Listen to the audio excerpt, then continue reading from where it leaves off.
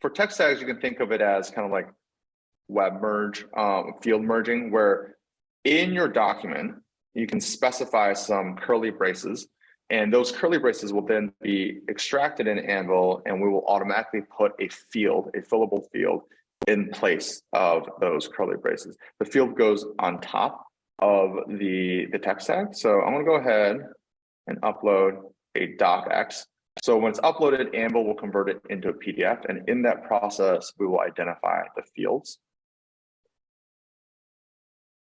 And so you can see there's a bunch of fields here, and beneath it, we have these text tags.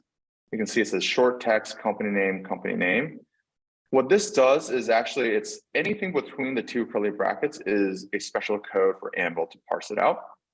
This is a short text field. The field name is company name, and the field alias is company name without a space. You'll notice that this automatically grabbed them all. If you scroll down, there's a bunch more. One thing to note, you can see the text tag here, and what Anvil will do is place the text that you want to fill in the box over the text tag.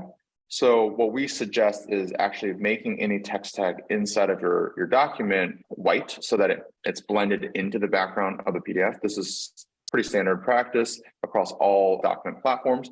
And then you won't see it, but Anvil can still read it out of the document.